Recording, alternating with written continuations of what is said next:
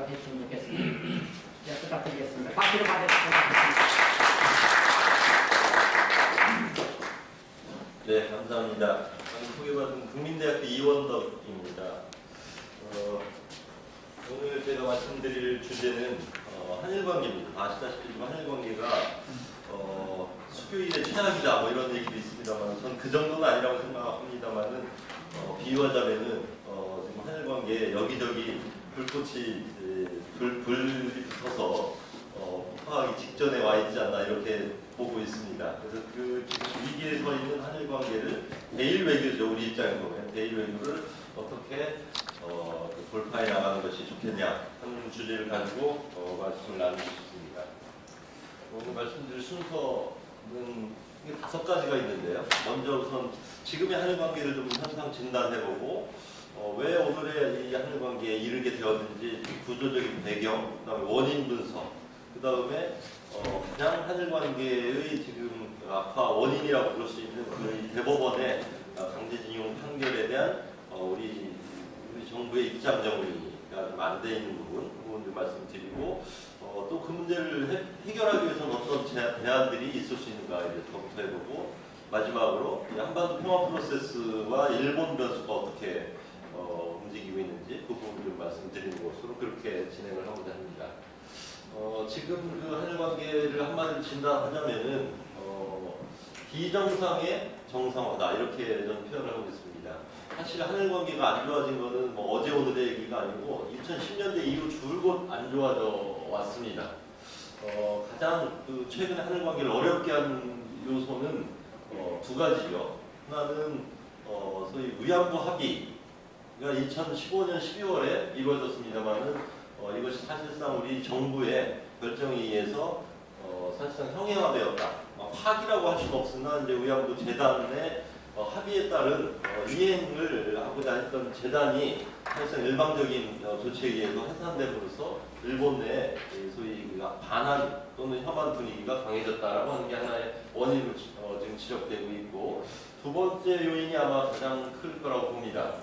작년 10월에 있었던 대법원의 판결, 이게 말하자면 강제징용 피해자들에 대해서 불법성을 인정하고 그리고 반인류적인 행위라고 판정을 내린 다음에 그거에 따른 배상을 결정한 이런 그 판결이 있었습니다만, 우리 사회에서 많이 좀 잊혀져 가고 있는 주제입니다만은 일본의 많은 국민들은 이 대법원 판결 이후에 그 한국 정부가 어떠한 입장을 정리하는지에 대해서 계속 기다리고 있는 상황이고, 그에 대한 어떤 입장 표시가 아직 나오고 있지 못한 상황입니다. 그래서 대단히 일본에서는 한일 관계의 예관과 같은 존재로 이 대법원 판결 이후에 이제 우리 정부의 입장 정리를 기다리고 있는 상황이고, 아직 우리 정부는 입장을 내지 못하고 있는 상황입니다. 전반적으로 보면은 그 일본 내에서 이 한일 혐한 기류가 대단히 강화되고 있다라고 하는 것이 현상이라고 볼 수 있는데요. 과거에는 이 한일 간의 이 갈등이 발생하면은 대체로 원인이 일본발이었습니다. 일본에 무슨 역사 관련 망언이 나오거나 무슨 야스쿠니 참배를 하거나 또는 뭐 역사 교과서 또는 독도에 대한 왜곡된 주장 이런 것들에 대해서 한국이 항의하는 그 항의를 강력하게 하고 일본이 그에 대해서 대받아치는 양상으로 진행되었는데, 요즘은 좀 양상이 바뀌어서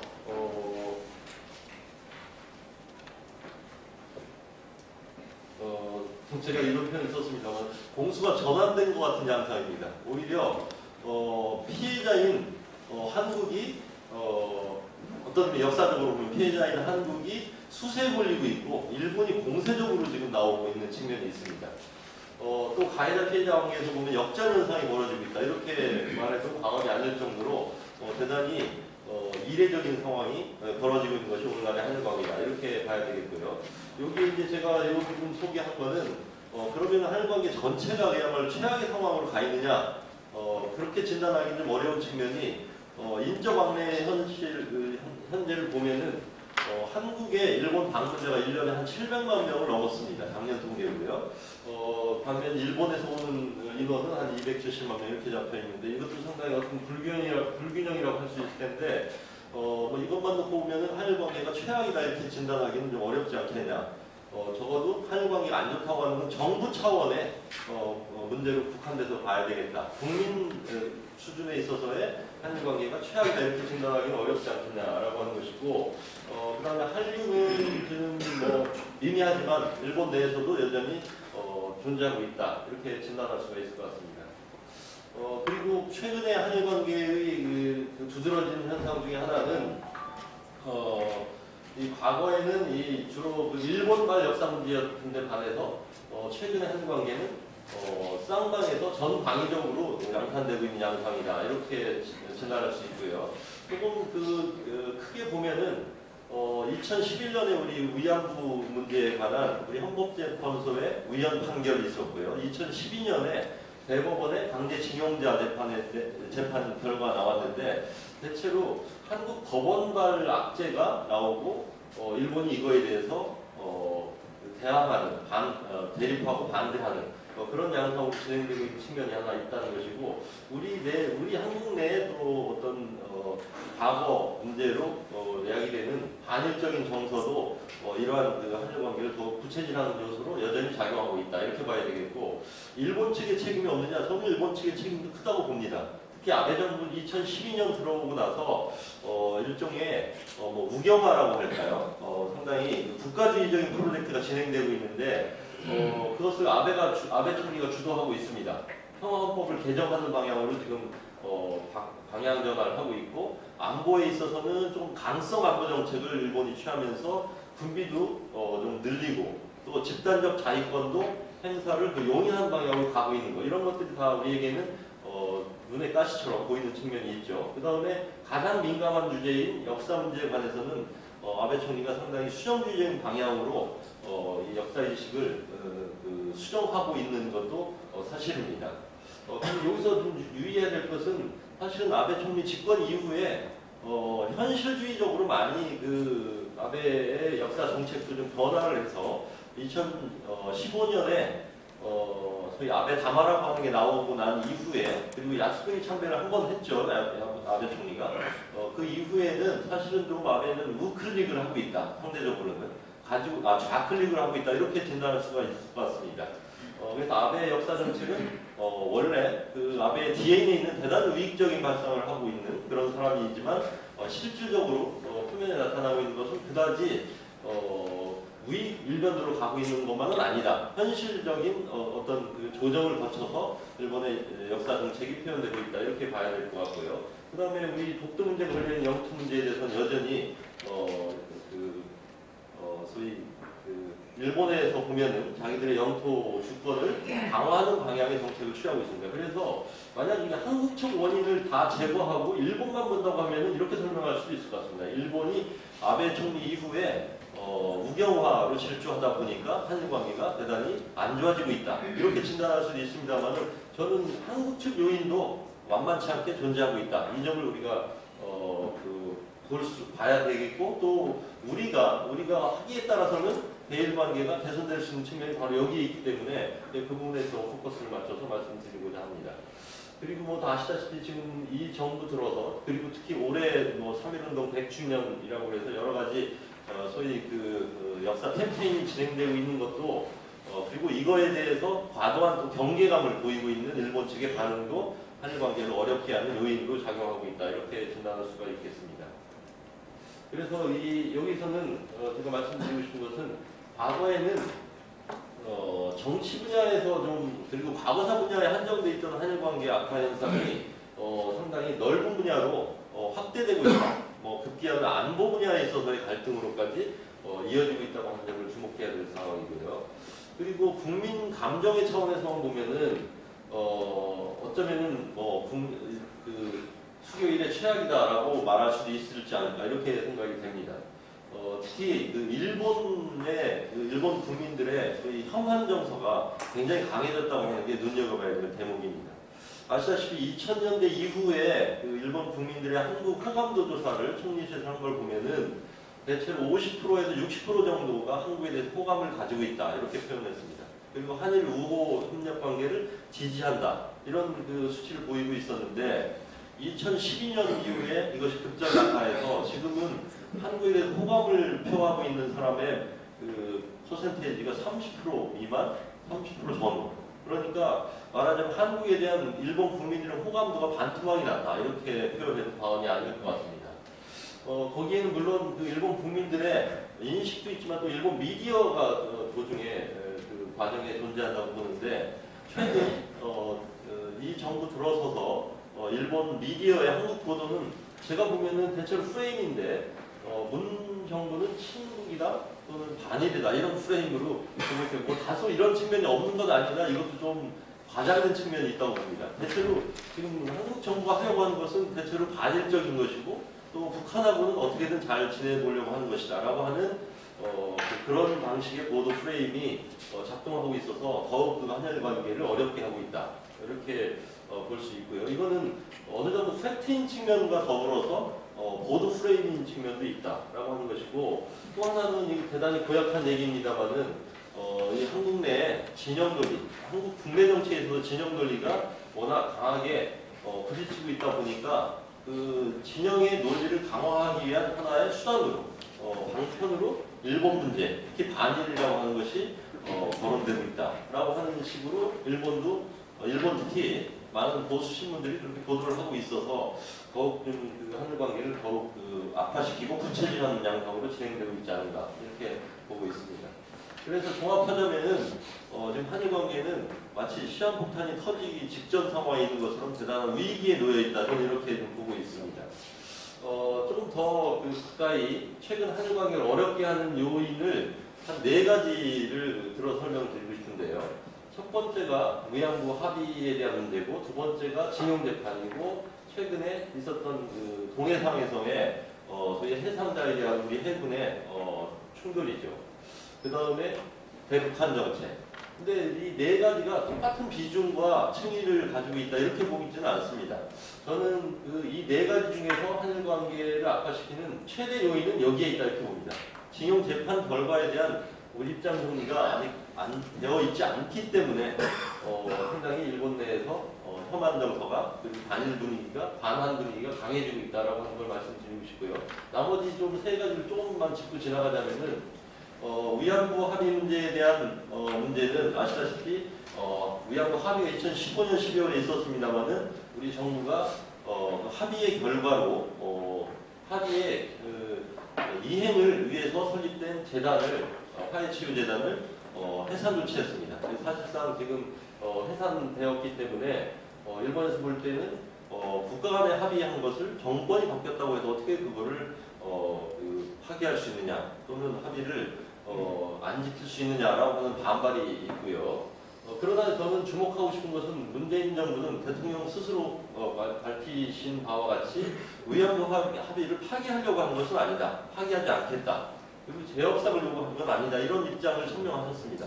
그래서 제가 보기에는 위안부 이슈가 한일 외교의 쟁점으로 재부상할 일은 없다. 그런 의미에서 위안부 문제는 새로운 한일 관계 갈등 요인으로 새롭게 등장하지는 않을 것이다. 수습되는 국면에 있다. 이렇게 좀 봐야 되겠고, 다만 일본 측에서 보내온 소위 그 치유금인지 속죄금인지 하는 그 100억 넘게 보내온 그 돈의 소재를 어떻게 할 것인가 하는 문제는 여전히 남아 있습니다. 약 한 50억 정도는 피해자 할머니들에게 사실상 지급이 되었고요. 그리고 또 돌아가신 분들에 대해서는 유족들에게 지급이 되었습니다. 정확히 숫자로 말씀드리면 47명의 합의 당시 생존 피해자 중에서 36명이 일단 그 사재금 1억 원을 수령하신 상황이고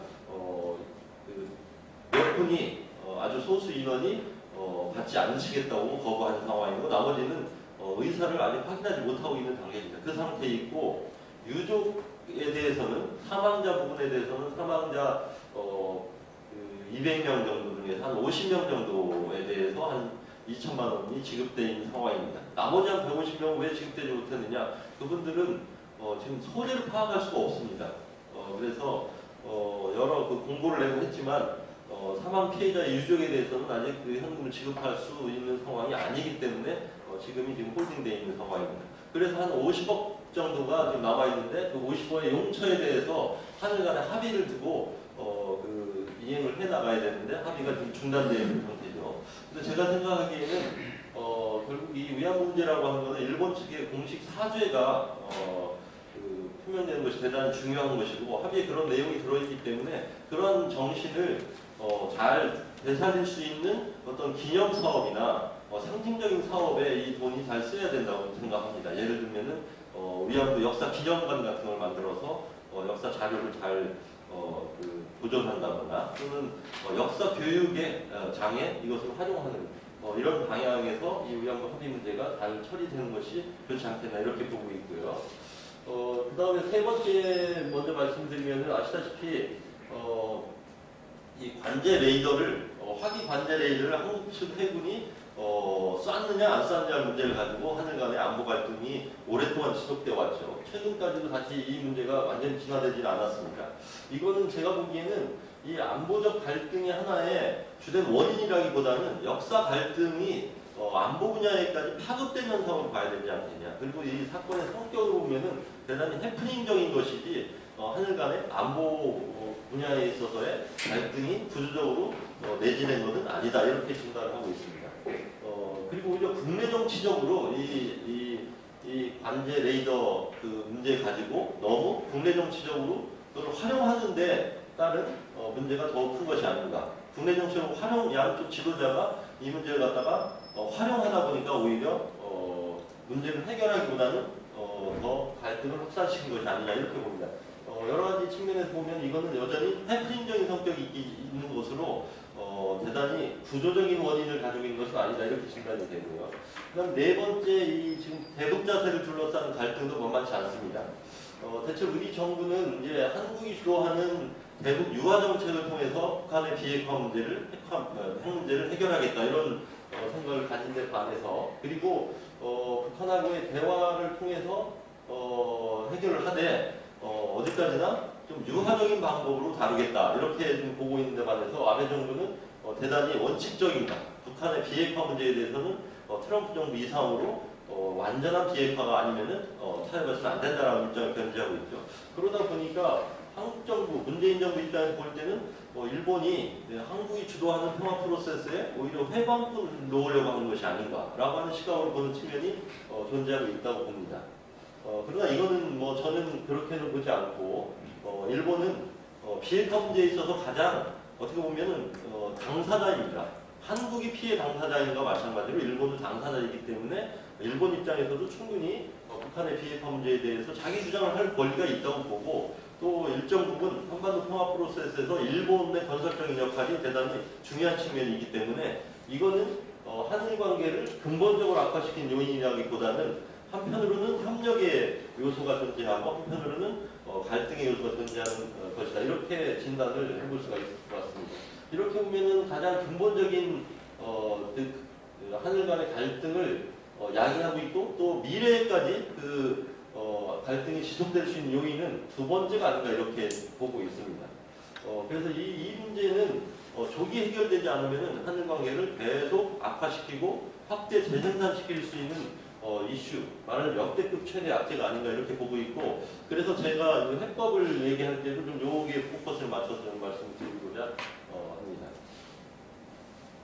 먼저 한일 관계가 왜 이렇게 안 좋아지는지에 대한 좀 먼 원인부터 찾아보면은 저는 국제정치적으로 하나의 그 배경이 존재하고 있다 이렇게 봅니다.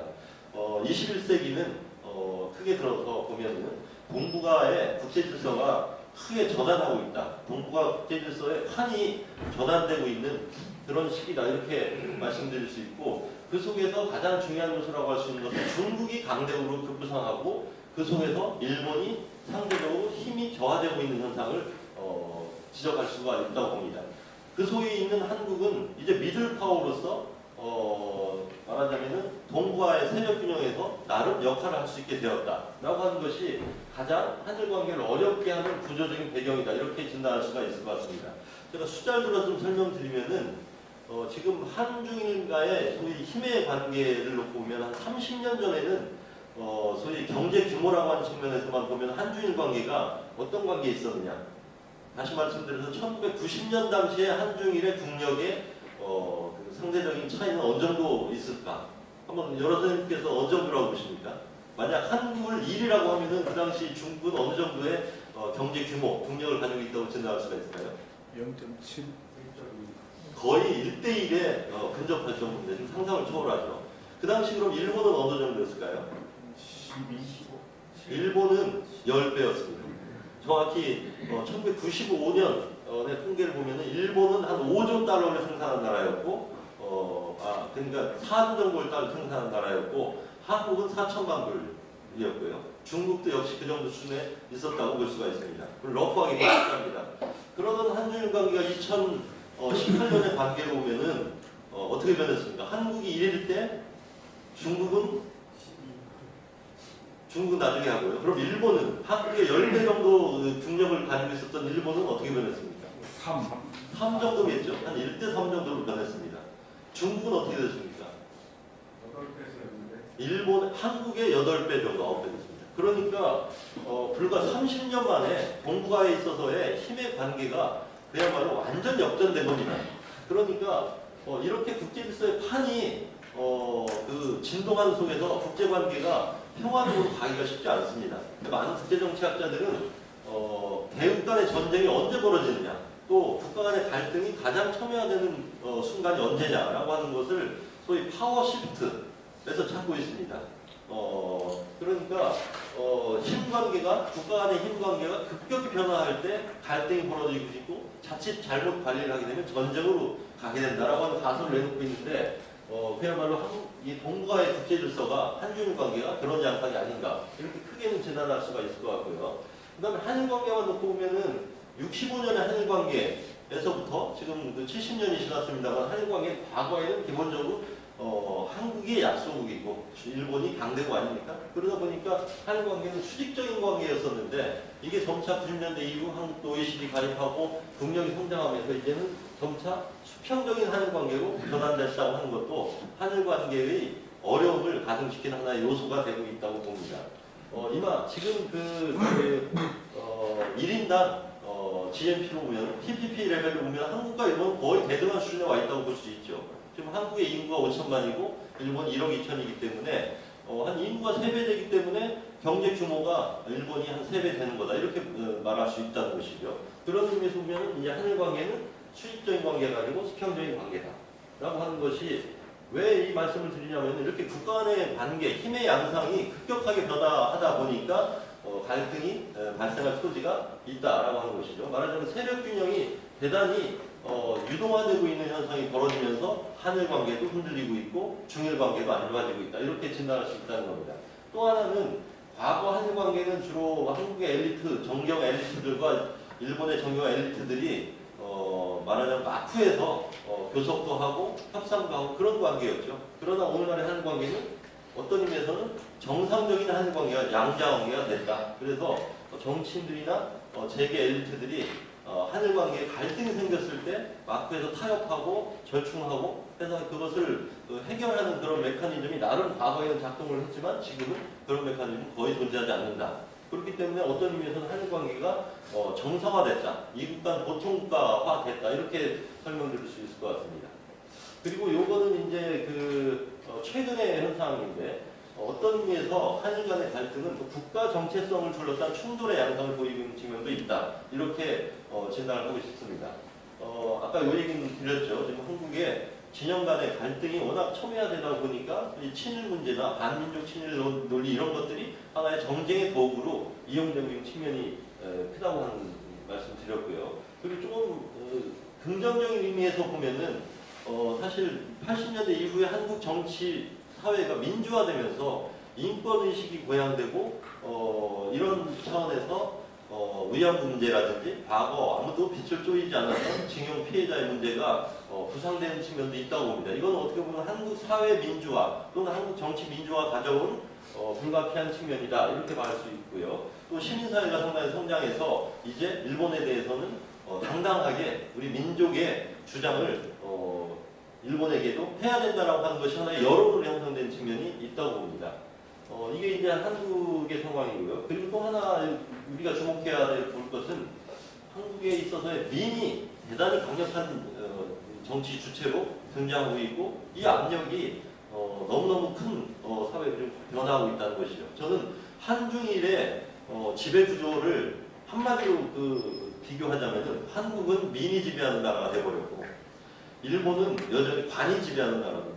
중국은 당이 지배하는 나라다. 이렇게 아주 줄여서 얘기하고 싶은데 어떤 면에서 민주주의가 발현되고 있는 측면도 있지만 이 피해자 그룹의 목소리가 너무 과잉 표출되고 과잉 대표적인 측면이 있어서 어떤 정부도 이 문제에 대해서 지금 균형된 입장을 취하기가 쉽지 않다라고 하는 측면이 있습니다. 이게 지금 한국에서 벌어지고 있는 상황이고요. 일본은 뭐니 해도 2012년 들어 아베 정권이 들어오면서 보수화 또는 국가주의적인 경향이 대단히 노출되고 있는 것이고요. 그리고 일본 국민 차원에서 보면은 일본이 과거에 동아시아에 이제 말하자면 패권 국가 아닙니까? 동아시아의 맹주 국가였는데 그것이 이제 중국으로 넘어가면서 일본이 상대적으로 국력의 쇠퇴에 따라서 상당히 자신감을 상실했습니다. 그러다 보니까 이 역사 문제나 이런 국제 문제, 외교 문제에 대해서 관대함을 잃어버렸습니다. 그래서 최근 등장한 이 전후 세대들은 역사 문제에 대해서 그다지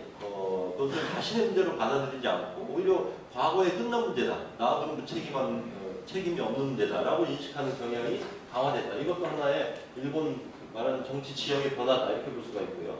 그 다음에 아까 일본 경제 말씀드렸지만 일본은 아시다시피 일본 경제가 성장을 멈춘 지가 20여 년이 넘었습니다. 1990년대 이후 일본은 말하는 잃어버린 10년이다. 그래서 10년이 지났는데 또 10년이 지나고 나니까 또 잃어버린 20년.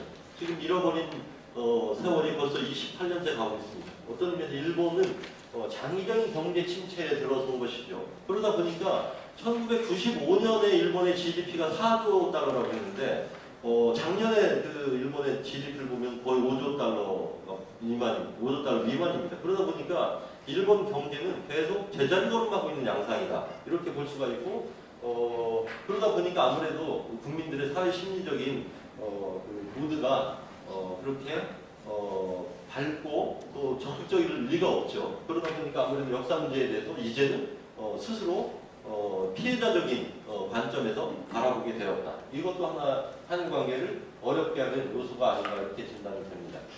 무엇보다 직접적인 원인을 들자면은 여러 가지 요인이 있습니다만 리더십 요인이 크고요. 우선 지도부 간의 좀 소통이 부재 상태입니다. 그런데 이게 한일 간에 제대로 된 정상회담이 열린 지가 벌써 2011년 마지막 정상회담 이후에 없습니다. 물론 문재인 대통령 들어오신 이후에 다자회담도 몇 번 만나기를 하셨죠. 식사도 보내고 전화 통화도 했다고 하지만 사실 한일 간에 좀 제대로 된 정상회담이 열리지 않은 건 7년이 지났습니다. 8년째가 접어들고 있죠. 이게 저는 굉장히 좀 한일 관계를 어렵게 하는 요소라고 보고 그 다음에 외교 당국 간에는 과거에는 정부 간에는 좀 싸움이 있다 하더라도 적어도 외무성, 외교부 사이에는 대화도 하고 전략적인 소통을 했는데 요즘은 그것조차 없어진 것 같습니다. 그래서 사실상 대화가 단절된 상황이 있고 지금 한일 간에 벌어진 문제에 대해서 그걸 해결하려고 한 노력이 상당히 소진된 게 아닌가 이런 생각이 들고요. 무역 의지도 보면은 이제 이것도 굉장히 교류적으로 중요한 요인이라고 봅니다. 일본은 한국의 무역 파트너 중에서 5번째로 중요한 나라가 돼버렸습니다. 일본에게 있어서 한국은 3번째 국가고요. 그 다음에 이 부분이 중요한데 상대방에 대해서 전략적으로 얼마나 중요한 나라라고 생각하느냐 문제를 보면은 우선 한국의 일본 인식은 우리 특히 정부 인식은 아베 정부는 건설적인 역할을 하긴커녕 회방뿐이다 라고 하는 인식이 있습니다. 아베하고 협력을 하기보다는 아베가 방해하고 있는 것을 어떻게 최소화할 수 있을까라고 하는 관점으로 일본을 바라보고 있는 측면이 있다고 보고요. 일본은 일본대로 지금 소위 인도태평양 전략구상이라고 하는 것을 내세우면서 해양국가 간의 동맹과 전략을 통해서 중국을 견제하는 외교안보를 취하면 된다라고 하는 입장을 취하면서 한국에 대한 전략적인 가치를 상대적으로 좀 낮게 보는 그런 인식이 지금 일본 내에서 횡행하고 있다. 이것도 하나의 큰 변화라고 볼 수가 있습니다. 그래서 일본은 외교안보적으로는 적어도 중국을 포위하는 포위망을 구축해서 중국을 견제하는 소위 대외 전략을 구상하고 있고 그러면 중국을 완전히 적으로 돌리는 거냐? 그렇지는 않습니다. 작년 우리 중일 정상회담에서 볼 수 있듯이 중국하고의 관계는 개선한 쪽으로 가져가고 있습니다. 1대1로에도 일본 일정 부분 참여하겠다. 일종의 해칭을 하고 있는 것이다 이렇게 봐야 되겠죠. 그러니까 왜? 안보적으로는 중국을 포위망 구축에 열심히 나서면서도 경제적인 의미에서는 해칭을 하겠다. 중국하고의 관계를 지나치게 악화된 쪽으로 끌어가서는 안 되겠다. 그리고 트럼프 리스크를 어느 정도 막으려고 하는, 트럼프 리스크를 줄이려고 하는 의미에서는 대중관계를 개선하는 게 유리하다. 이런 그 정책을 취하고 있는 것이죠. 그러다 보니까 그 속에서 한국은 일본 내에서 별로 중요한 존재가 더 이상 아니다라고 하는 식으로 인식되고 있는 측면이 있습니다. 그리고 또 하나 이제 최근에 역사 갈등과 관련해서 이제 우리의 입장은 말하자면은 유교적 전통이라고 볼 수 있는데 무엇이 옳으냐, 무엇이 정당하냐라고 하는 걸 기준으로 우리가 생각하는 경향이 있죠. 위안부 문제에 대해서도 그렇고 징용 문제에 대해서도 그렇고 우리는 무엇이 옳으냐라고 하는 기준을 보기 때문에 한때 국가 간의 약속을 했다 하더라도 그 약속을 위반하거나 지키지 않는 것은 그게 우리에게는 아무렇지도 않은 겁니다. 올바르다고 하는 근거만 있으면 합의나 약속이나 계약도 때에 따라서 변경할 수 있다고 하는 게 우리의 마인드에 가깝다고 보고, 근데 일본은 무엇이 옳으냐라고 하는 걸 생각하기보다는 법치, 협약을 지켜야 된다라고 하는 한 번 한 약속은 무슨 일도 지키는 것이 도리다. 국가 간의 관계도 마찬가지라고 하는 인식을 하고 있기 때문에 이 정도 일종의 한일 간의 갈등을 일으키는 하나의 요소로 최근에 등장하고 있다. 이렇게 보고 있고요. 그래서 이제 네 번째는 징용 문제 아까 말씀드렸는데 도대체 어떻게 해결하는 게 좋으냐. 이게 간단치가 않습니다. 대법원 판결 내용만 듣고 보면은 식민 지배라고 하는 것은 불법이 지배고 그 불법화에서 일어난 소위 그 한국인들에 대한 강제적 징병, 징용 이런 것들은 당연히 불법이므로 그리고 위자료를 지불해야 될 사안이기 때문에 당연히 일본 기업이나 일본 정부가 말하자면은 일정한 배상금을 지불해야 된다고 하는 판결 아닙니까? 이런 판결이 나왔기 때문에 이거를 확대 해석하면은 35년간에 있었던 모든 일본의 하에 정치행위, 그 다음에 경제활동은 다 불법의 기반 위에 서 있는 겁니다. 확대 해석을 하자면 35년간의 모든 집에서 나온 피해나 손실에 대해서는 일본 측에게 배상을 요구할 수 있다. 그리고 일본은 국가나 일본 기업은 정당하게 이것을 배상해야 된다라고 하는 논리로 갈 수 있는 측면이죠. 그렇기 때문에 이건 원리주의적으로 맞는 얘기이긴 하지만 외교적인 현실을 보면 대단히 큰 부담을 주는 문제죠. 그래서 일본 국민들도 바로 이러한 판결의 결과가 만약 실질적으로 적용될 경우는 어떻게 되겠느냐. 아마 일본 정부는 저는 이렇게 보고 있다고 생각합니다. 일본 국민들은 만약 한일 관계에 있어서의 전후 처리가 65년에 정부가 종료됐다고 하는 게 일본의 인식인데 일본의 전후 처리 정책은 대체로 북한하고의 관계가 아닌 미수교 관계에 있고 러시아하고의 소위 북방 사개국 이게 해결이 안 돼 있죠. 요걸 제외하면 나머지 국가 간의 관계에 있어서는 양자조약이나 다자조약을 통해서 샌프란시스코 강화조약 등등을 통해서 전후 처리가 일단 매듭 지어졌다라는 인식이 있습니다. 그런데 한국 대법원의 판결에 의해서 만약 한일 청구권 협정이 다시 논의되고 하는 상황이 벌어지게 되면 말하자면 일본이 그동안 쌓아놓은 뚝이 한국발로 한국에서 무너지기 시작해서 아시아 전체로 파급될 가능성이 있다. 이런 인식을 대단히 위기의식을 가지고 일본이 바라보는 지금 있다고 봅니다. 이 지점이 바로 이 문제를 해결하기 어렵게 만드는 요소가 아닌가 이렇게 생각하고 있습니다. 그래서 이 문제를 우리가 어떻게 해결할까 하는 문제에서는 제가 보기엔 세 가지 시나리오가 있는데 이 세 번째에 대해서는 우리 오늘 토론자이신 판사님께서 자세히 설명을 주실 것 같아요. 그래서 이것도 제가 보기에는 하나의 해결안 중에 하나다. 저는 이렇게 보고 있고요. 우선 현재는 어떠냐? 현재는 제가 보기에는 첫 번째인데 현상 유지입니다. 내버려 두는 겁니다. 이제 내버려 두게 되면 어떤 일이 벌어지느냐?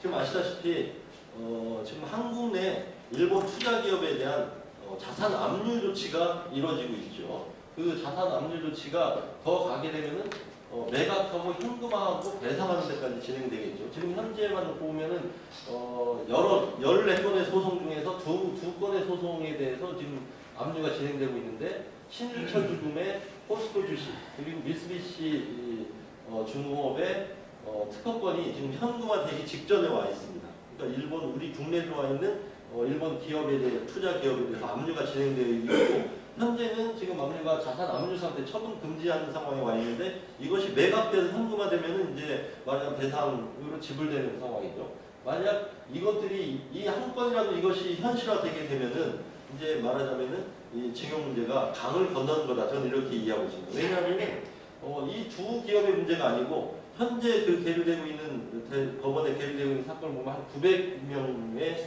피해 소송이 지금 진행되고 있는데 이게 다 동일한 방식으로 처리될 수밖에 없는 것이죠. 그런데 만약 900명의 문제라면 너무 간단한 문제죠. 900명만 존재한 게 아니라 집단 소송이 이루어질 가능성이 매우 있다고 봅니다. 일본 기업에게 끌려간 사람들의 문제뿐 아니라 이제는 징병징용자 전체 문제로 확산될 수가 있는 측면이 있다는 것이죠. 그래서 이 징용 피해자는 일본 기업을 피고로 해서 재판을 했지만 한국 정부를 대상으로 재판을 걸 수 있는 가능성도 충분히 있다고 봅니다. 왜? 불법적인 지배하에서 받은 나의 손실을 배상해야 된다고 하는 게 대법원의 원칙이기 때문에 그 원칙에 적용한다고 하면 모든 한국 국민이 사실은 피해자가 될 수가 있는 거거든요.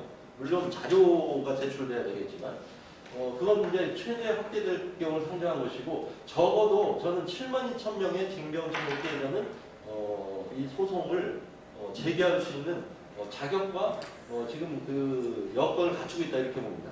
왜냐하면 우리가 2007년에 이 징용자 문제를 사실 우리 정부 차원에서 다룬 바가 있었죠. 노무현 정부 때입니다. 노무현 정부 때 한일회담 외교문서가 공개된 이후에 징병징용 피해자들에 대한 보상 문제가 과연 어떻게 해결돼야 되냐라고 하는 것을 외교문서를 전부 다 까가지고 공개를 해서 검토 작업을 했죠. 그래서 내린 결론이 우리 그 당시 노무현 정부의 결론이 명백하게 발표된 게 이겁니다.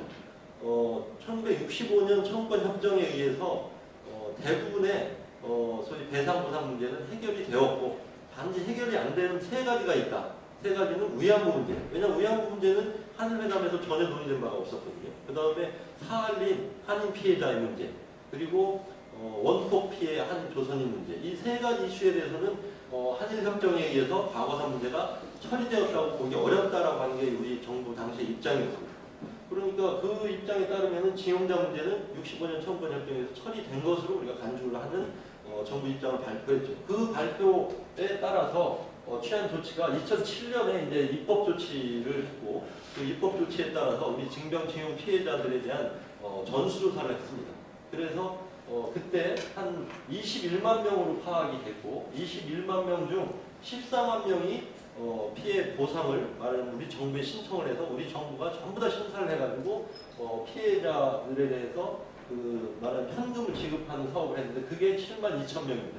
14만 명이 서류를 제출했는데 거기에 서류가 통과된 분이 7만 2천 명이라는 거죠. 7만 2천 명 중에 내용을 보면은 이제 일본 정부의 일본 국가에게 군인으로 끌려가거나 징용자로 끌려가는 사람들의 명부고요. 이 사람들이 가서 사망한 분도 계시고 또 부상당해 돌아오신 분도 있고 또 행방불명된 분도 계실 거 아닙니까? 그리고 생원 그냥 멀쩡한 상태로 돌아오신 분도 계실 거 아니에요. 그러니까 정부는 고심 끝에 어떤 결정을 했냐면은 가서 돌아가서 사망하신 분에 대해서는 2천만 원 정도를 지급해드렸고요. 부상해서 오신 분들은 부상 정도에 따라서 한 1,000만 원 정도를 보상해드렸습니다. 이제 그냥 멀쩡히 살아오신 분의 문제가 사실은 중요했는데 이분들에 대해서는 다른 그 국가 피해자의 형평성 등을 고려해서 최소한의 병원비 80만 원, 1년에 80만 원만 지급하는 거로 결정을 내렸습니다. 근데 2007년에 이 입법 조치에 의해서 약 7만 2천 명에 대해서 6,800억 원 정도의 우리 정부 예산이 소요돼서 이게 해결이 됐다고 생각한 겁니다. 그런데 그 이후에 이제 우리 대법원의 2012년 판결이 나오고 작년에 대법원 확정 판결이 나오면서 이게 행정부가 이런 조치를 취한 것이 아무런 의미가 없어지는 된 것이죠. 그래서 다시 이 징용 피해자의 문제는 재부상한 것이다 이렇게 봐야 되겠고 그래서 제가 보기에는 저거 7만 2천 명이 이 소송을 하게 될 경우에는 같은 대법원의 결과를 초래하지 않을까. 그러면은 7만 2천 명이 만약 소송을 한다면 1인당 지금 1억 아닙니까?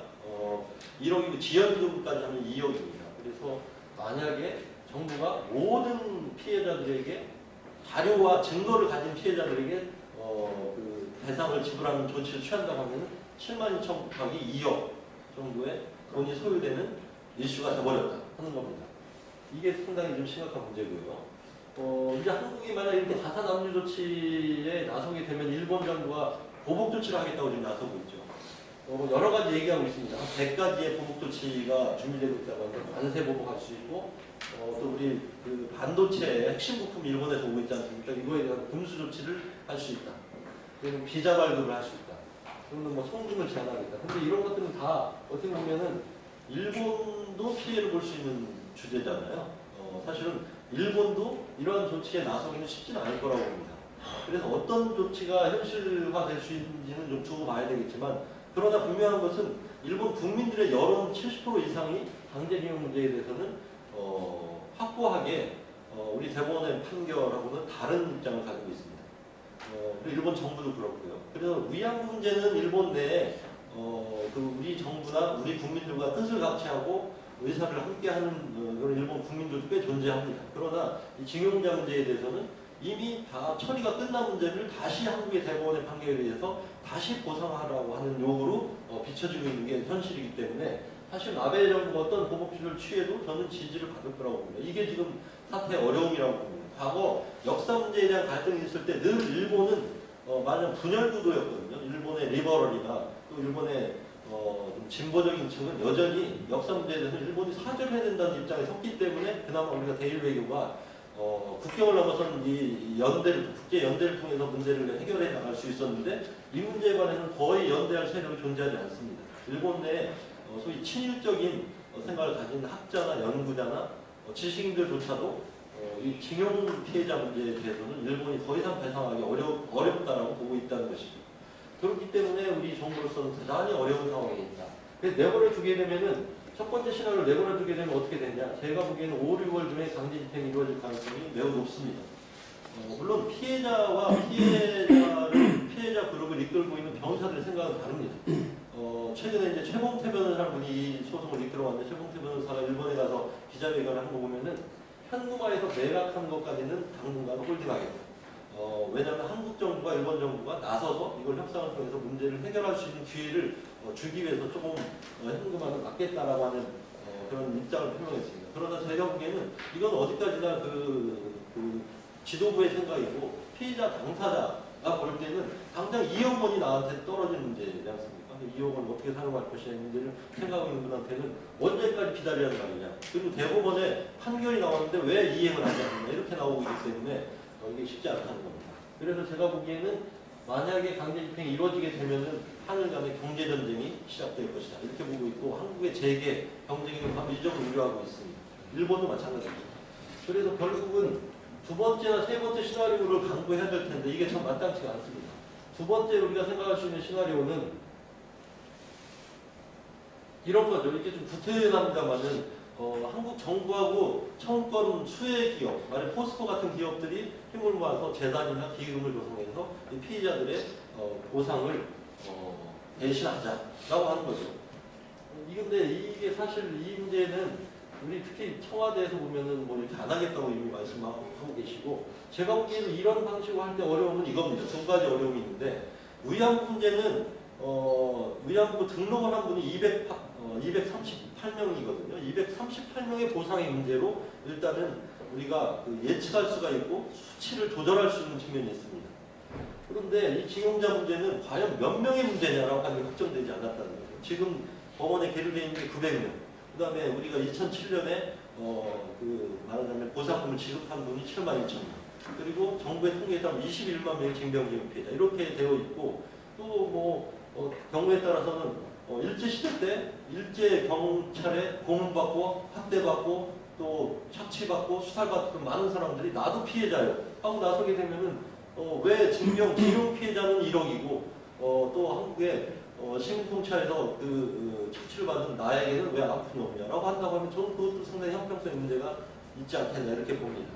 그래서 숫자를 확정할 수 없다고 하는 어려움이 있다는 거예요. 기금이나 재단을 구성해서 한다고 하더라도 이게 말하자면 예산이 얼마 되는 소요되는 이슈냐라고 하는 게 확정이 되어 있으면 좋은데 그걸 예측하기 어렵다는 게 첫 번째 어려움이고 두 번째는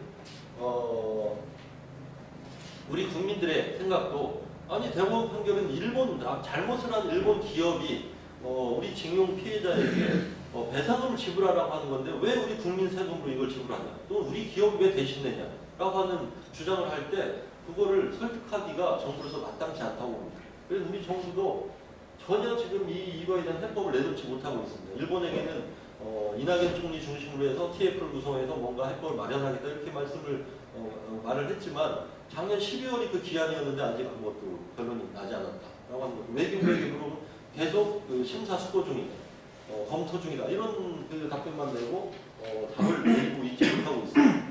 근데 이 방식은 나름 해법이 되지만 여전히 어려움을 갖고 있는 해법이 아닌가 이렇게 보고요. 세 번째 시나리오가 오늘 좀 얘기하고 싶은 것 중 하나인데 이렇게 국가 간의 그 외교에 있어서 근본적인 대립이 있을 경우 국제사회에서는 이거를 해결하는 메커니즘이 존재합니다. 말하자면 사법적인 절차라고 할 수 있죠. 지금 바로 그런 상황이라고 보는데 한국 대법원의 판결과 일본 최고법원의 판결이 다른 겁니다. 말하자면 식민지 징용 피해자의 배상 보상을 둘러싸고 일본 최고법원의 입장은 그러한 그 권리를 청구할 수 없다, 소권이 없다라고 하는 최종 입장을 취했고 우리 대법원은 그 일본 기업이나 정부가 배상을 해야 되는 입장을 취하고 있습니다. 말하자면 법적 관할권이 서로 다른 이슈에 있어서는 이 두 개가 양립 가능합니다. 그런데 문제는 한국에 들어와 있는 일본 투자 기업이 있다 존재한다는 것이죠. 글로벌 경제하에서 이런 일은 앞으로도 충분히 있을 수밖에 없죠. 그러면은 그럴 경우에 어떤 해법이 있느냐? 저는 크게 보면 논리적으로 두 가지가 있다고 보는데 청구권협정 그 3조에 보면은 이런 청구권협정을 둘러싼 해석을 둘러싼 이견이 발생할 때는 중재위원회를 구성해서 해결하라고 되어 있습니다. 이 중재위원회는 어떻게 되어 있는지 굉장히 자세히 규정되어 있거든요. 제3국의 3명의 재판관을 임용을 해서 그 3명의 재판관이 이 문제에 대해서 결론을 내려라 이렇게 규정되어 있습니다. 근데 이렇게 할 경우에 제가 볼 때는 과연 3명의 판사가 제3국의 판사가 미국, 네덜란드, 호주의 판사가 이 이슈에 대해서 최종 결론을 내렸을 경우 우리 국민이 승복할 수 있을까요? 저는 쉽지 않다고 봅니다. 그래서 이 방법은 어떤 의미에서는 외교 협상의 연장에 있어서 이 문제를 다룰 수 있는 좀 장점이 있는 외교적 디자인할 수 있는 측면이 있다는 장점이 있지만 국민들을 병사 승복시키기가 쉽지 않다라고 하는 문제가 있고 그래서 마지막으로 남은 대안을 생각해보는 건 ICJ 국제사법재판소의 이 문제를 가져가는 안도 한번 생각해볼 수 있다 이렇게 합니다. 봅니다. 최근에 WTO 판정 결과에 대해서 굉장히 우리가 낭보로 받아들였는데 WTO 판정에 의해서 일본의 소위 후쿠시마 등등의 그 소위 원전 재해 지역의 수산물을 우리가 수입 금지하고 있는 조치에 대해서 일본이 항의한 거 아닙니까? 근데 일본은 부당하다고 주장했고 우리는 나름 건강 문제를 생각할 때는 합당한 조치다. 이렇게 해서 결국은 마찰이 생겨서 WTO에 가져간 것이고 최종 판정이 한국의 조치는 합당하다 이렇게 나왔습니다. 저는 이 판결을 보고 너무 마음이 편해졌습니다. 한일 간의 갈등 사안이 있지만 우리가 특수론의 입장에 서고 일본이 보편론의 입장에서는 싸움을 하게 되는 버겁습니다. 근데 이거는 우리가 보편론의 입장에 서고 일본이 우리 특수론의 입장에 서게 되는 결과가 된 거죠. 일본이 아무리 항의해도 우리는 WTO의 판정 결과가 있는 한 이 문제에 관해서는 위에 서 있다 이렇게 저는 봅니다. 마찬가지로 이 문제도 국제사법재판소에서 우리에게 유리한 판결이 나오면 가장 최선이죠. 그래서 저는 이제 국제사법재판소에 제소할 때의 장점만 조금 설명드리고 자세한 설명은 우리 판사님이 좀 해주실 거로 보고 저는 국제사법재판소에 일단 공동제소하게 되면 가장 중요한 것은 지금 법적 강제집행이 이루어지고 있지 않습니까? 이거를 홀딩시킬 수 있다는 겁니다.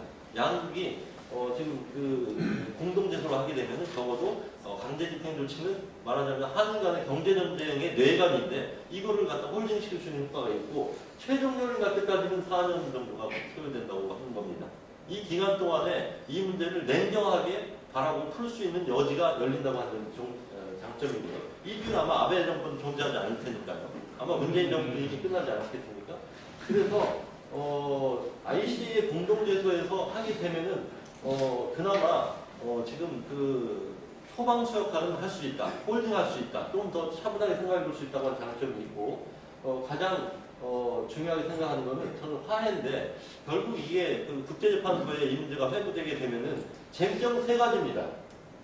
국가와 개인에 있어 무슨 청구권협정에서 개인의 청구권이 완전히 소멸되는 거냐 아니냐. 저는 판사님도 설명하시겠지만 일본의 최고법원의 입장이나 우리 대법원의 입장이나 일본 정부의 입장, 우리 한국 행정부의 입장이 전부 일치하는 것은 부분입니다. 사실 개인의 청구권은 완전히 소멸된 것은 아니다라고 하는 거거든요. 그렇기 때문에 국가가 65년 협정이라고 하는 국가가 개인을 대신해서 말하자면 권리를 행사한 거 아닙니까? 그리고 내가 받아서 분배를 해주겠다라고 하는 결정을 내린 게 법리적으로 보면 상당히 문제가 있습니다. 일본의 최고법원도 일본의 외무성도 개인의 청구권이 완전히 소멸되었다고는 보지 않는다라고 하는 입장을 견지하고 있거든요. 그래서 이 부분에 관해서는 우리가 이길 수 있지 않을까 이렇게 봅니다. 그리고 식민지배 문제는 불법인가 배상 의무가 있는가 이 문제는 우리가 국제사회에서의 반응으로 보면은 조금 약하다 이렇게 봅니다. 그리고 1억 원의 배상금은 과연 적절한 액수냐? 사실 이런 그 국가 피해자 강제동원 피해자에 대한 배상금 지불과 연관한 한 국제 사례는 몇 가지가 있습니다. 하나가 독일이 폴란드 약 950만 명에 대한 강제 노동 피해자들에 대해서 그 금전을 지급한 사례가 있거든요. 그게 그때 지불한 게 한 생존자 한 150만 명에 대해서 한 1,100만 원, 15,000만 원이에요. 1,100만 원 정도를 지불한 바가 있습니다. 그렇게 해서 그 문제는 해결이 되었고요. 그 다음에 미국에서 클린턴 정부 때 90년대에 소위 일본계 미국 시민들을 2차 세계대전 일본하고 전쟁이 벌어지니까 사막에다가 그 감금 조치를 하지 않았습니까? 그 사람들이 사실 미국 시민임에도 불구하고 일본계라고 한 이유 때문에 차별을 받고 감금 조치를 당했던 것이죠. 이 사람들이 뒤늦게 이제 미국 정부에게 보상을 요구해서 90년대 클린턴 정부 때 실현되는데 그때 2만 불 정도의 금액이 지불되었습니다. 대체로 글로벌 스탠다드는 저는 특히 생존자의 경우에는 이제 지금 다녀오신 분 생존자의 경우 한 2천만 원 정도가 글로벌 스탠다드라고 봤는데 1억 원이 나왔거든요. 그리고 지원가는 2억이라고 너무 많아서 누가 이 문제를 해결하러 나서더라도 쉽지 않다. 이런 문제가 됐다는 것이죠.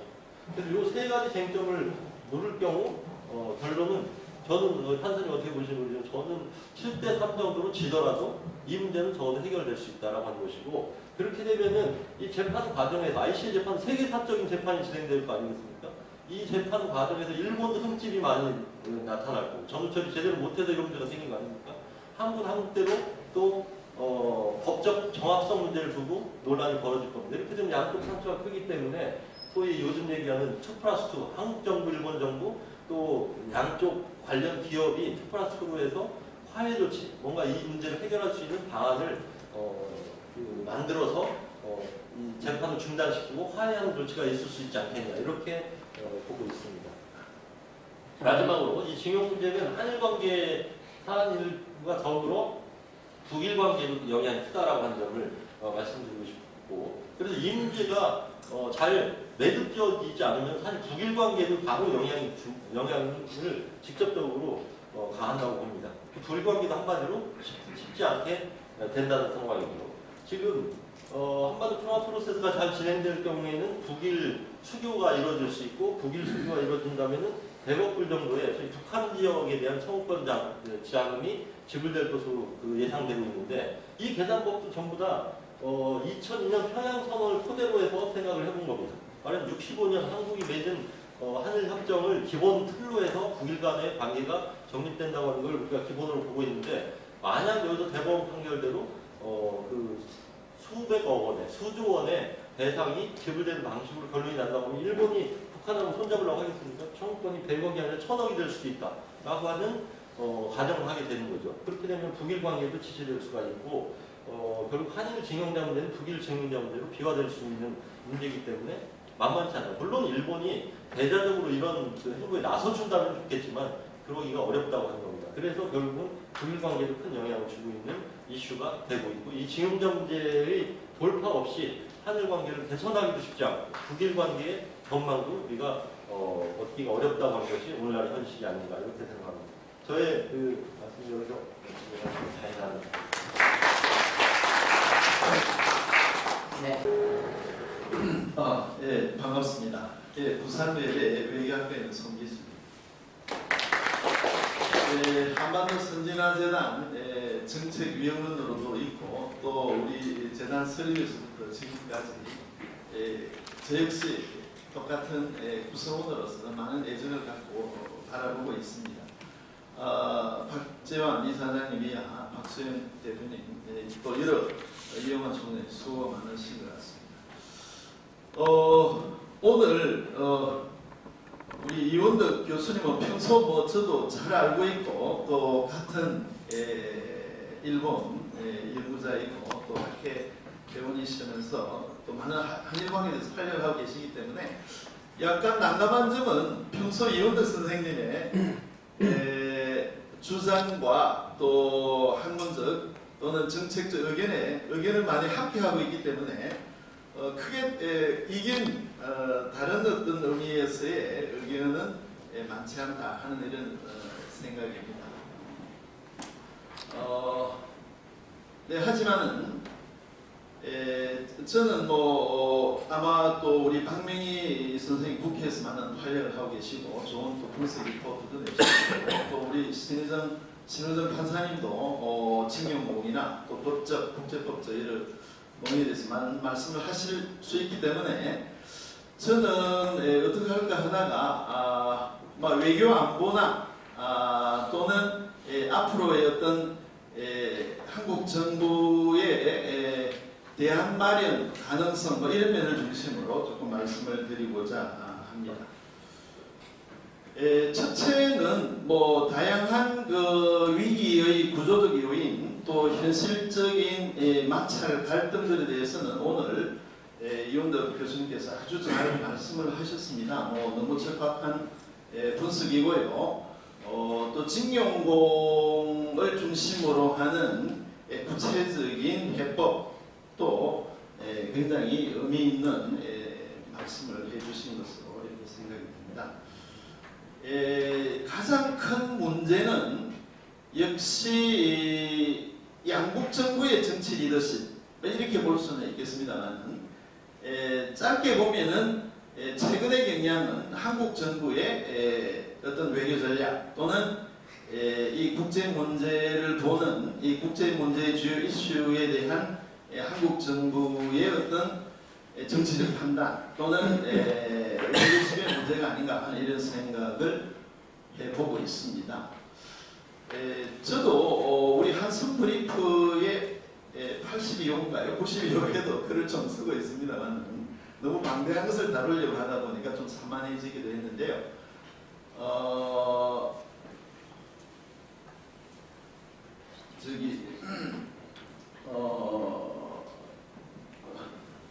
우리 한국 정부가 어떻게 보면은 좀 전략적 판단의 문제가 어떤 면에서 한일 관계를 보면은 역사적으로 소급하자면은 이명박 정부의 2012년에 8월인가요? 어떤 독도 방문부터 시작해서 그 다음에 박근혜 정부는 왜 이렇게 좀 감정선으로만 대응을 하는가, 좀 전략적 판단의 부분이 좀 더 나오지 않는가 하는 아쉬움을 남기면서 마지막으로 2015년 12월에 아마 9월부터 회담을 해서 이 위안부 문제의 해결을 제시함으로 해서 이 한일 관계 전반에 대한 물꼬를 틀었다라고 했는데 지금 현재 문정부 들어와서 어떻게 보면은 어렵게 해결한 2015년 12월에 위안부 문제의 갈등 문제가 이것은 위안부 문제의 갈등 문제가 뿐만 아니라 한일 관계 전반을 새롭게 재정립하는 하나의 기초 단계로서 회담을 성사시킨 건데 이것을 거의 지금 사실은 화해치유재단 위안부 합의를 완전 폐기하지는 않는다고는 하지만 거의 유명무실화 하고 있기 때문에 이런 부분에서 어떤 문제가 하나 있고요. 두 번째는 아까 이원우 선생님도 말씀을 하셨습니다만 어떤 문정부의 한일 프레임 또는 이 동아시아를 보는 이 관점의 프레임이 이 한일 관계에 극히 좀 문제가 된다 하는 이런 부분입니다. 아베 정권 역시 사실은 보수 우경적인 정권이다라고 하는 것은 이미 예상을 하고 있었고요.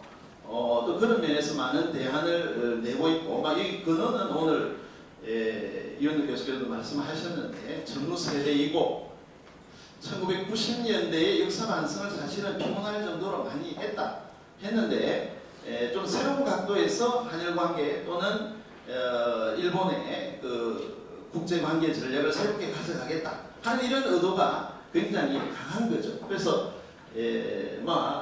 어떻게 보면 2018년부터 지금 이제 한국과 일본이 많이 부딪히고 있다고 하는데, 제가 볼 때는 이제 첫째는 정치 리더십의 문제고, 이 정치 리더십이 역시 풀어갈 수 있는 해법을 제시해야 한다라고 하는데, 국교 정상화 이후에 이렇게 보면은 한일 간의 정치 리더십이 잘 발휘될 때가, 제가 판단하는 데는 국교 정상화를 둘러싼 이 박정희, 이 사토 정부, 그에 앞선 김종필, 오이라의 어떤 전략적인 회담이 있고요. 아주 오래된 얘기이긴 합니다만, 두 번째는 1982년 내지 3년에 있던 낙하손의 전두환 때의 리더십입니다만, 여기도 대통령 특사, 수상 특사를 내세워서 권익경 민정당 사무총장이나 그 다음에 낙하손의 수상의 세지마 특사관에서 문제를 푸는 이런 어떤 역사가 있고요.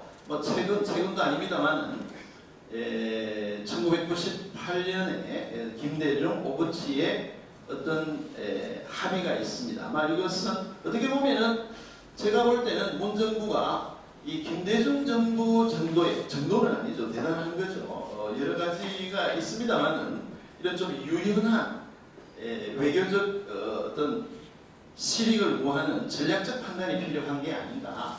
지금 여러 가지 면에서 신각수 대사도 얘기했습니다만 다중 골절 상태다. 이 한일 관계가 정말 회복하기 어려울 정도의 다양한 다중 골절 상태이기 때문에 한일 양국 통이 어떤 새로운 정치적 리더십을 발휘해서 문제를 풀어나가는 해법. 아까 보니까 징용공의 문제에 해당됩니다만, 제가 볼 때는 국제사법재판소 하니까 저희들이 약간 기가 솔깃하긴 한데 겁이 나는 부분이 있습니다. 예를 들면 독도라든가 이런 부분은 국제사법재판소 극히 이제 피하고 싶은 부분인데, 아까 말한 WTO에 대한 이런 부분도 있기 때문에 실질적인 현안 문제 해결로서는 하나 가능하지는 않겠는가 이렇게 생각이 드는 부분도 있어요. 근데 또 이게 과연 판결이 나도 받아들이기가 쉽지 않을 수 있지 않을까. 그러니까 이 교수님의 말씀도 그러한 형태로 가면서도 그 어떤 기간을 이용해서 3, 4년의 기간을 이용해서 어떤 정치적 해법을, 정치 외교적 해법을 모색해야 된다. 그 어떤 면에 좀 동의를 하고 싶습니다. 자, 두 번째는 이 한일 관계를 둘러싼 어떤 외교 안보적인 이런 문제예요. 아까 이 교수님은 조금은 이게 최근에 어떤 초계기 레이더 조사 문제라든가 또 저공 비행 문제, 이런 문제가 한일 관계 잘 되면은 그냥 풀릴 수 있는 문제라고 하는 데는 많은 분들이 동의를 하고 있는데, 현상을 보면은 거대한 흐름들이 만만치 않은 상황이다 이렇게 볼 수 있습니다. 그래서 잘 알고 계시겠습니다만 2018년 12월 얼마 안 됐어요. 한 5개월 전입니다만은 일본의 신방위 대강이 나왔는데 보도도 많이 되고 있습니다만은 일본이 한국을 대하는 자세가 드러나고 있다 이렇게 볼 수가 있습니다. 예전에는 미국, 한국, 호주, 인도, 아세안 이런 어떤 식이라면은 이번에는 미국, 호주, 인도, 동남아 이런 국가 다음에 한국이 들어가 있습니다. 그 정도로 한국을 지금 빼고 있습니다. 또 아베의 여러 어떤 2015년에 나온 아베 담화를 보면은 한국 문제를 거의 언급을 안 하고 있습니다. 중국은 굉장히 존중을 하고 있습니다. 이번 올해 시정연설에도 한국을 거의 의도적으로 빼고 있습니다. 그리고 어제가 아닌가요? 23일에 나온 외교청서에 보면은 이 한일 관계의 현안이 심각하다라든가 또 그런 문제를 언급하고 있고, 또 가장 중요한 전략적 이익을 공유하는 이웃 나라라고 하는 표현을 빼고 있다고 합니다. 빼고 있습니다. 즉, 이 굉장히 다각도, 여러 가지 전략적 차원에서 한국을 지금 애고 있는데 신뢰할 수 없다, 함께 할 수 없다, 전략적인 어떤 파트너가 아니다라고 하는 면까지 오고 있지 않은가. 그렇게 단순한 해프닝으로 보기 힘든 차원이다라고 하는 면을 좀 중시를 해야 돼요. 이게 이제 인도 태평양 전략이라고 하는 면에 미국과 일본이 이익을 함께 하고 있는데 한국은 거의 빠졌다 이렇게 볼 수가 있는데 이런 면에서 우리 외교부도 아마 걱정을 하고 있고 한데 좀 더 한국 정부 또는 정책 담당자들이 이러한 부분을 고려해서 이 한일 관계 위기 전반에 좀 더 전략적인 각도로 가야 되지 않을까 이렇게 생각을 합니다. 아마 그 외에 김도영 위원장도 계십니다만 제가 볼 때는 이 한국도 지금 경제도 좀 엉망이잖아요. 여러 가지 지금 답답해진 상황인 것 같은데 이 일본의 협력이 없으면 안 됩니다. 일본이 어떤 면에서는 아직도 뭐 20년 전에 잃어버린 20년, 무신나발했다, 니주네 이런 말을 합니다만 최근에는 활력이 있는 것 같아요. 숫자상으로만 보기 어려운 활력과 무형의 자산을 일본이 가지고 있는 게 아닌가. 우리가 정말 경제 회복을 하고 정말 통일로 달려가야 할 엄청난 우리 과제를 안고 있는 마당에 일본을 뭐 이용하면 좀 어렵지만 충분히 활용하는 그런 좀 멋진 외교적 어떤 전략 또는 정치적 판단이 있어야 되지 않겠는가. 한일 FTA라든가 TPP 이런 데에도 좀 적극적 고려를 해서 이 한일 문제 전반을 생각해야 된다 이렇게 생각합니다. 네. 저는 일본의 국내 정치 그리고 또 일본의 시민사회 등에 대해서 주로 관찰을 하고 있는 연구자입니다. 네, 국회 입법조사처라고 하는 제가 일하고 있는 조직은 사실 국회의원들의 싱크탱크라고 보시면 됩니다. 그래서 한일 관계에 대한 어떤 관심 이런 것들은 사실 국회의원실에서 어떠한 질문을 어느 정도 보내는지 뭐 이런 것들을 보면 제가 이렇게 체감을 할 수가 있는데요. 사실 작년 말부터 굉장히 악재가 많았는데도 불구하고 주변에서는 저한테 굉장히 바쁘죠? 라고 많이 물어보셨는데 그다지 질의가 없었습니다. 그래서 제가 이제 개인적으로 느끼기에는 한일 관계가 나빠지는 거에 대해서 연구자로서 굉장히 우려가 되는 측면이 있지만 그거보다도 한국 사회 전반에 펼쳐져 있는 또 일본이나 한일 관계에 대한 어떤 무관심 그런 것들이 굉장히 우려로 다가오고 있고 또 국회에서 일하고 있는 연구자의 입장에서는 어떤 측면에서 보면 굉장히 자괴감이 느껴지는 그런 측면이 있다라는 것들을 먼저 말씀을 드리고 하지만 그런 공간에서 한일 관계에 대해서 이렇게 세미나를 열어주셔서 재단에 너무 감사드립니다. 그리고 이제 이원덕 교수님께서 발표해준 내용 그러니까 많은 공부가 되었고요. 저는 한 3가지의 코멘트, 3가지 정도의 질문을 드리고자 합니다. 다 못 외워가지고 앉아서 하도록 하겠습니다. 죄송합니다. 네, 제 코멘트 첫 번째는 그 한일의 지요 문제의 심각성에 대한 인식의 강도의 차이가 있다라고 하는 점입니다. 아까 이원정 선생님께서 여러 가지 사안이 있지만 그 가운데서도 지요 문제가 가장 어떤 근본적인 문제이고 지요 문제의 해결이 없이는 한일 관계 개선이 어렵다라고 분석을 하셨는데 저도 여기에 대해서 적극 동의를 합니다. 그리고 제가 관찰하기에 따라서는 강제징용 문제에 대한 심각성에 대해서 한국과 일본에서 굉장히 차이가 발견이 되는데 한국은 여러 가지 사안이 중에 하나로 인식을 하는 것 같습니다. 그리고 일본의 반응이 그러니까 기존의 과거사 문제를 얘기를 했을 때 신경질적이었던 그런 일본의 반응 그런 것 중에 하나로 이제 인식을 하고 있는 것 같고요. 그런데 일본은 제가 계속 미디어 관찰을 계속 해보면 1965년부터 시작된 한일 관계의 어떤 근간을 흔든다라는 문제로 더욱더 그런 것 같고 또 어떻게 생각하면 입장을 바꿔서 생각을 해보면 기업의 자산이 압류가 되는 상황이기 때문에 보다 더 한국에 비해서 그러니까 절실하게 이런 문제에 대해서 접근을 하고 있는 상황이 아닌가 생각을 합니다.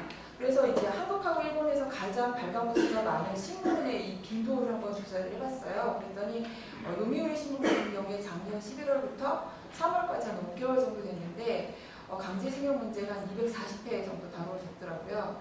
근데 같은 기간에 조선일보를 보니까 140회 정도예요. 그래서 일본이 이 문제에 대해서 훨씬 더 심각하고 많이 다루고 있다. 그런 부분에 대해서 한국에서도 인정을 할 필요가 있다 그런 생각이 들고요.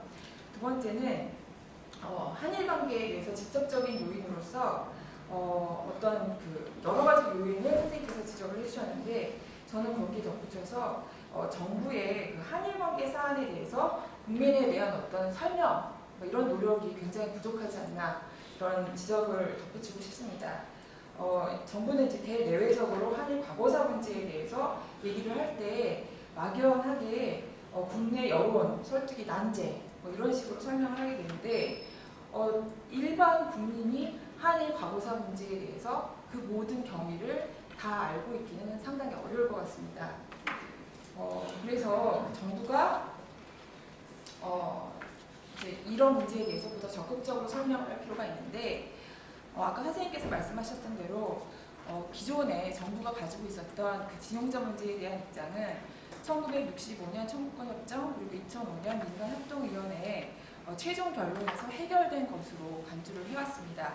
그래서 1975년도 그때 한번 보상을 했고 또 선생님께서 말씀하셨지만 2007년부터 2015년까지 한 7만 7천여 건에 관해서 1인당 2천만 원까지 지원을 했습니다.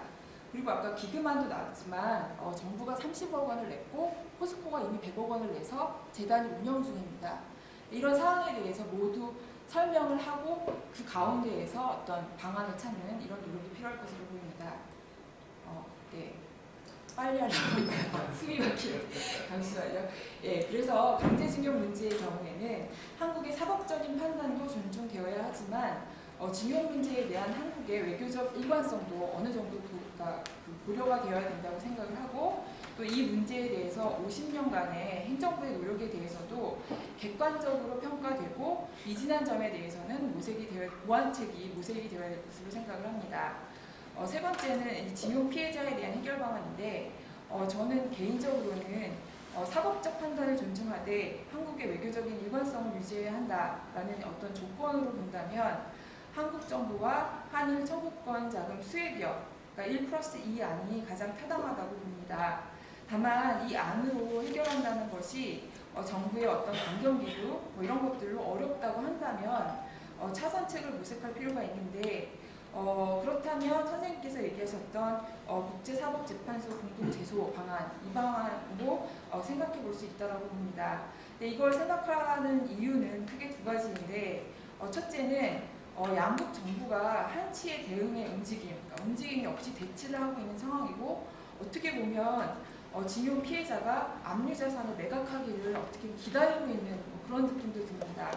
근데 징용 피해자가 그 어려운 결정, 그러니까 한일 관계가 파탄이 날 거라는 걸 알고 있는데 그 어려운 결정을 왜 징용 피해자가 그것까지도 해야 되는가 이런 생각을 한번 해보고요.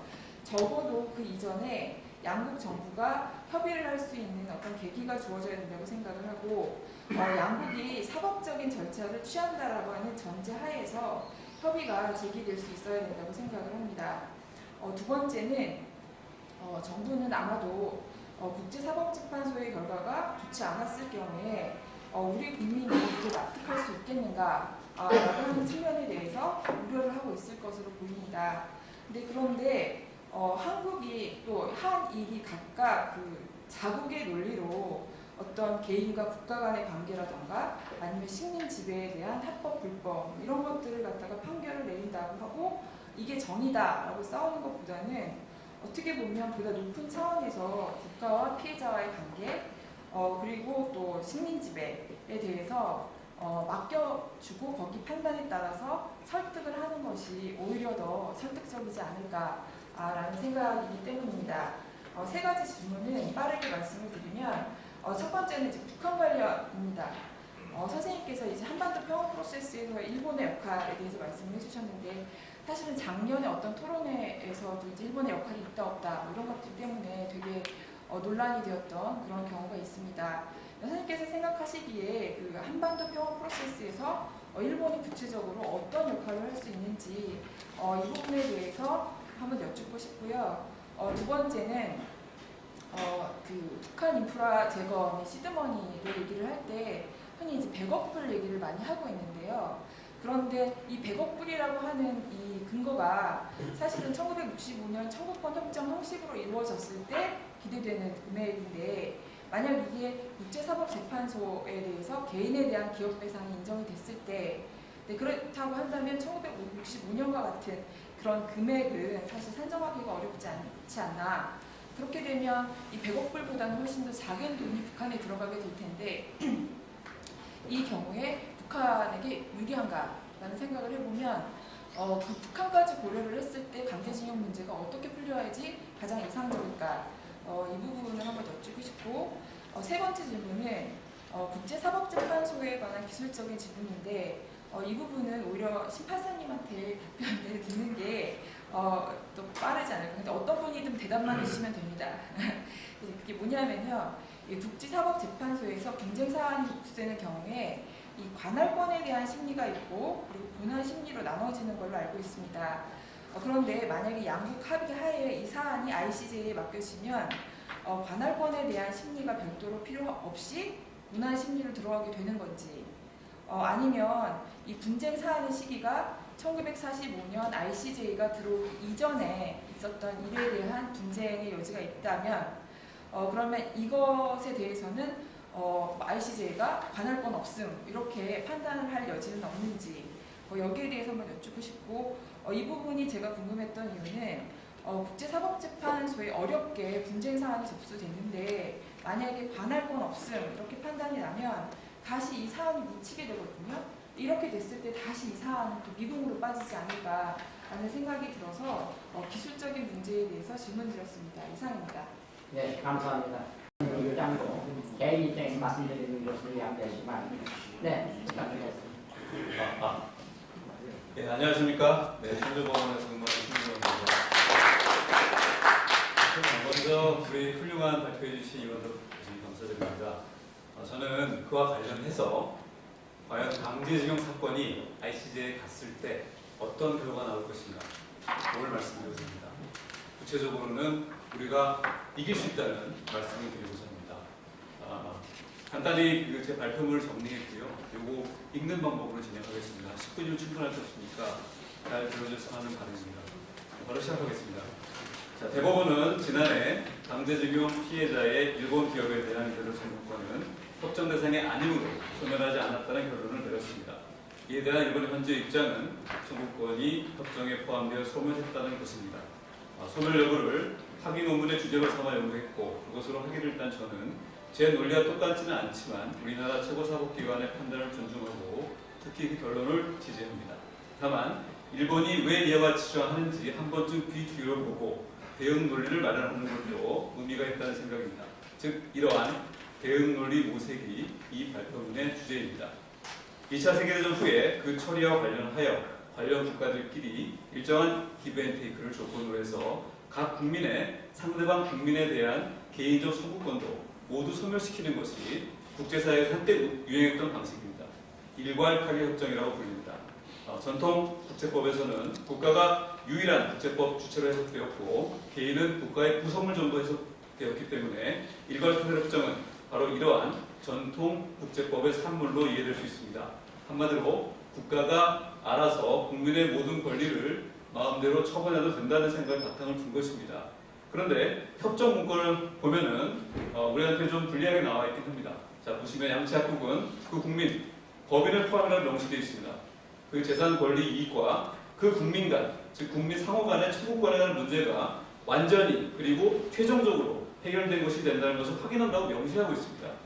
자, 그래서 이 문구만 보게 되면 일본의 주장처럼 법인을 포함한 양 국민 상호 간의 청구권도 모두 소멸시키기로 합의한 일괄 타결 협정으로 볼 여지가 있습니다. 일본 주장을 어느 정도 이해할 수 있는 대목입니다. 하지만 그와 같은 일본의 해석에 의하더라도 직관적인 의문이 생깁니다. 일괄 타결 협정이 아무리 국제사회에서 허용된다 해도 국가들 마음대로 어떠한 개인적 청구권이든 소멸시킬 수 하는 것이 과연 국제법에 부합하는가라는 의문입니다. 자, 이 페이지입니다. 허용되어 왔다는 것과 적법하다는 것은 분명히 별개의 개념입니다. 즉, 비록 허용되어 왔다 하더라도 그 그러한 관행이 불법이라면 여전히 불법인 것이지 적법이 될 수는 없는 것입니다. 이러한 의문으로 시작한 저의 연구에 따르면 그 해답을 주는 것이 바로 국제적 강행 규범과 개인의 국제법 주체성이라는 현 국제법의 중요한 흐름입니다. 먼저 강행 규범은 헌법과 같은 최상위 규범입니다. 또 그 위반을 허용하지 않는 절대 규범입니다. 절대 반지처럼 생각하시면 됩니다. 유스코젠스로 불리는 이 규범은 국제 공동체가 최소한 지켜야 할 근본적 가치, 예를 들어 인간다운 대우를 받을 권리 이런 것들을 보장하기 위한 규범으로 이해가 됩니다. 또 학자들만 외치는 이론적 개념이 아니라 일본과 우리나라 모두 가입해 있는 조약법에 관한 비엔나 협약 등 국제조약, 또 국제재판소에서 명시적으로 모두 인정하고 있는 실정법 개념입니다. 지금까지 재판소나 학자들이 거의 일치해서 인정하고 있는 강행규범의 예로는 노예제 금지, 반인도 범죄 이 두 가지가 있습니다. 제가 말씀드릴 주제이긴 해서 기억해 하시면 좋겠습니다. 노예제 금지와 반인도 금지. 노예처럼 부리면 안 되고 인도에 반하는 범죄를 저지르면 안 된다는 겁니다. 이것을 위반하게 되면 강행규범 위반이라는 것입니다. 그리고 그 핵심은 모든 국제사회의 구성원을 구속함으로 어떤 구성원도 그 위반을 묵인하거나 유폐할 수 없습니다. 또 그에 위반한 어떠한 합의도 무효입니다. 예, 특정부도 무효입니다. 무효를 선언하고 있습니다. 명시로 선언했습니다. 모든 조약이나 재판소에. 다음으로 법인을 포함한 개인이 국제법 주체라는 것 또한 국제법의 중요한 흐름입니다. 이와 관련 주목할 것은 유엔이 2005년에 가이드라인을 만들어서 개인이 민사적으로도 국제법 주체임을 공식적으로 확인했다는 것입니다. 유엔 총회에서 만장이 채택된 가이드라인입니다. 그래서 피해자 권리 장전이라고 불립니다. 이 가이드라인을 통해서 우리가 알 수 있는 사실은 개인이 강행규범 위반을 포함한 중대한 국제법 위반을 이유로 가해자 개인, 즉 국가 간 개인을 상대로 직접 손해배상을 청구할 수 있다는 법리가 현재 국제사회에서 지지 확인되고 있다는 것입니다. 자, 이제 이와 같은 두 가지 개념, 강행규범과 개인의 국제법 주체성을 말씀드린 일괄타결 협정에 접목시켜 보겠습니다. 세 개념을 연결시키면 그 한계로서, 즉 타결협정의 한계로서 강행규범 위반에 의한 개인적 청구권만큼은 국가들이 함부로 소멸시킬 수 없고 만일 소멸시키면 그것은 국제법상 위법 무효라는 결론이 자연스럽게 나옵니다. 왜냐하면 이는 개인의 국제법 주체성을 정면으로 부정하는 것은 물론이고 거기에 더해서 엄연히 국가와 별개의 국제법 주체인 개인이 당한 강행규범 위반에 따른 피해를 그 허락도 없이 국가들끼리 마음대로 문제 삼지 않기로 한 것으로서 강행규범 위반의 묵인에 해당하기 때문입니다. 자, 예를 들어 설명해 보겠습니다. 이는 마치 A라는 사람이 B로부터 돈을 받기로 합니다. 자, A는 우리나라입니다. 자, 돈을 받기로 하면서 B의 미성년 자식, 자, 이번엔 국민이죠. 그것이 A의 미성년 자식, 즉 우리나라 국민입니다. 우리에게 저지른 극악한 반인륜 범죄 행위, 뭐 평생 불구를 만들다거나 여러 가지 그런 반인륜 범죄가 있을 수 있습니다. 그런 행위를 A 자식의 동의도 없이 문제 삼지 않기로 하는 것 똑같습니다. 자, 이러한 A, B의 합의는 A, B에게 그 자식들에 대해서 법정 대리권이 엄연히 존재한다 하더라도 우리 민법상 선량한 사회 질서에 반하거나 법정 대리권의 한계를 넘어선 것으로서 무효로 봅니다. 국내법상 무효입니다. 즉 A 미성년 자식의 최소한의 권리 주체성을 완전히 뭉개버렸기 때문입니다. 그래서 이것은 무효로 봅니다. 자, 이러한 논리는 충분히 이 사건 강행규범에 적용될 수 있습니다. 즉 여기서 A는 우리나라고 B는 일본인데 국제법과 국내법이 같지는 않지만 강행규범 관련해서는 사실상 동일한 법리, 구체적으로는 학문적으로 국제적 공소 양속이라고 합니다. 그것을 강행규범의 근거로 보고 있는 것이 유력한 견해입니다. 그거와 아주 유사하기 때문에 예를 들어본 것입니다. 그리고 AB와 미성년 자식의 예를 든 것은 국가 개인의 관계를 부모, 미성년 자식의 관계로 비유해 설명한 여러 학자들, 홉스나 칸트 등을 이론을 참고했습니다. 자, 이제 지금까지 말씀드린 내용을 바탕으로 해서 성질을 살펴보겠습니다. 이미 답을 제시한 건 마찬가지입니다. 징용 청구권은 강행규범 위반을 원인으로 한 강제징용 피해자들의 개인적 청구권에 해당합니다. 판결문만 보시면 충분히 알 수 있는 것이 당시 피해자들은 감옥 같은 수용소 생활을 했습니다. 또 도망가다가 들키면 수없이 두들겨 맞았습니다. 또 철조망에 쳐진 채 삼엄한 감시와 통제를 당하면서 혹독한 모욕에 시달려 했습니다. 4페이지입니다. 그와 같이 피해자들이 당시 인간 이하의 대우를 받으면서 입은 피해는 앞서 강행규범의 예로 제가 말씀드린 노예제 금지 위반 또는 반인도 범죄에 의한 피해라고 충분히 인정할 수 있습니다. 즉 우리나라 당시 피해자들은 충분히 노예였습니다. 노예를 뿌리 같은 그런 거에만 국한해서 생각하시면 안 됩니다. 절대적인 전서권이 주어져 있으면 노예입니다. 그래서 그 사람의 지시에서 로봇처럼 행동한 노예인 겁니다. 그 노예입니다. 완전 노예였고 또 당시 반인도 범죄에 해당하는 가혹한 노예 노동, 전문적으로 슬레이브 레이버라고 하는데 그 노동을 당한 것입니다. 결론적으로 설령 청구권 협정을 일본 주장처럼 일괄 타결 법칙을 보더라도 징용 청구권에 관한 양국의 소멸 합의는 여전히 국제법적으로 무효입니다. 소멸시킬 수 없는 청구권을 소멸 대상으로 삼았기 때문입니다. 다시 말하면 징용 청구권과 같이 개인의 강행기법 위반에 따른 청구권만큼은 일괄 타결 협정이든 무엇이든 어떤 방법을 통해서라도 국가가 함부로 손댈 수 없음에도 한일 양국이 함부로 손을 댔기 때문에 무효라는 것입니다. 자, 이 대목에서 혹자는 노예제 범죄나 반인도 범죄 금지라는 것이 강제징용 당시나 65년 협정 당시에는 없었던 국제법 이론 아닌가? 그렇다면 이제 와서 현재 법리로 과거 일을 무효라고 판단하는 것은 억지 아닌가라는 반론을 제기하시거나 협정을 통해서 모두 소멸시키려 했는데 이제 와서 아니라고 하는 것은 약속이고 아닌가라는 그런 의문을 제기할 수 있을 것입니다. 저도 계속 내내 고민했던 부분이고요. 거기에 대한 말씀을 드려야지만 제 결론의 정답성이 확보되기 때문에 분명히 말씀을 드리고자 합니다. 먼저 첫 번째 반론 관련해서 강행기범의 기원은 로마법으로까지 거슬러 올라갈 만큼 역사가 깁니다. 즉 최근 들어 비로소 만들어진 개념이 아닙니다. 다시 말하면 강행기범의 변화 발전은 그 특성에 비추어서 이미 존재하는 기범을 발견하고 공인하는 과정이지 사후에 법을 만들 절차가 아닙니다. 따라서 법원은 재판 시점, 국제재판소는 재판 시점을 기준으로 해서 공인되어 있는 강행기범을 토대로, 예를 들어 노예제 금지를 토대로 해서 국제적 강행기범 위반을 평가할 수 있는 것입니다. 즉 예를 들어서 노예제 금지라는 강행기범은 이미 강제징용 당시에도 존재했으나 그에 관한 공식적 승인이 현재 이루어진 상태라 보는 것이 맞습니다. 현재 강행기범은 말씀드렸다시피 노예제 금지를 그 가장 정확한 예로 보고 있습니다. 거의 일치한 통설적 해석입니다. 따라서 법원은 노예제 금지라는 확립된 강행기범을 토대로 해서 강제징용 당시 그러한 위반 행위가 있었는지 여부를 판단할 수 있는 것입니다.